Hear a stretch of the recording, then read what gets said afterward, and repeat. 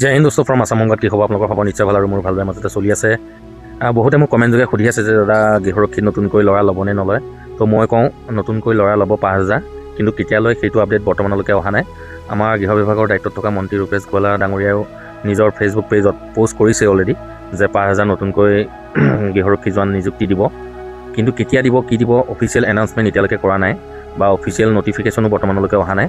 আৰু বহুতে মোক কমেণ্ট যোগে সুধি আছিলে যে দাদা কেতিয়া ল'ব। তো সকলোৱে আশাৰে বাট চাই আছে যে নতুনকৈ গৃহৰক্ষী জোৱানৰ ল'ৰা কেতিয়া ল'ব। তো মই কওঁ বৰ্তমানলৈকে তেনেকুৱা কোনো অফিচিয়েল নটিফিকেশ্যন অহা নাই।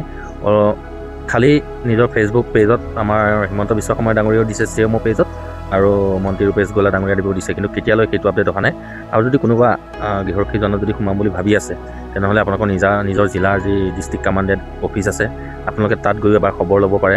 অনলাইন হ'ব নে অফলাইন হ'ব বৰ্তমানলৈকে সেইটো আপডেট অহা নাই যে অনলাইনে হ'ব নে অফলাইনে হ'ব। আৰু বহুতে সুধিও আছে যে এক্সাম কি হ'ব। মই কওঁ ৰানিংটোতো মাষ্ট বি লাগিবই, আৰু আগতকৈ হয়তো এতিয়া অলপ বেলেগ ছিষ্টেমত হ'ব পাৰে। সকলোখিনি ইণ্টাৰভিউ পুলিচৰ দৰেই হ'ব। আৰু বহুতে সুধি আছিলে যে কি পাছ লাগিব, পঢ়া কিমান লাগিব। তো আগত 8 পাছৰ পে লৈছিলে, কিন্তু বৰ্তমানত 8 পাছৰ পে লয় নে নলয় সেইটো আমি কনফাৰ্ম হোৱা নাই বা তেনেকুৱা ধৰণৰ কোনো আপডেটো অহা নাই। আপোনালোকে নিশ্চিন্ত থাকক, 5,000 ল'ৰা ল'লে আপোনালোকে নিশ্চয় চান্স পাব, এপ্লাই কৰিব। অফলাইন হওক অনলাইন হওক আপোনালোকে চাই থাকিব খবৰ বাতৰিবিলাক, আৰু মোৰ চেনেলটো আপোনালোকে ছাবস্ক্ৰাইব কৰি ৰাখিব।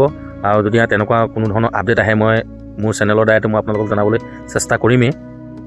আৰু আপোনালোকে যিসকলে নতুনকৈ সোমাম বুলি ভাবি আছে তেখেতলোকসকলকো মই এটা কথা কওঁ যে আমাৰ হোমগাৰ্ডত সোমাই বৰ্তমানত একো লাভ নাই।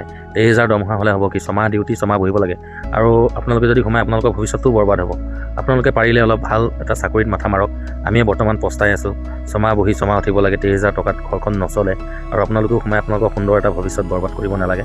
মই আশা কৰোঁ যদিনো আপোনালোকে সোমাম বুলি ভাবিছে, যদি চৰকাৰে যদি নতুনকৈ লয় তেতিয়াহ'লেতো আপোনালোকক সোমাবই লাগিব। তাৰ কাৰণেও মই আপোনালোকক নকওঁ যে নোসোমাব বুলি, আপোনালোকে প্ৰস্তুতি চলাই থাকক, কিন্তু বেলেগতো অলপ মাথা মাৰি থাকিব।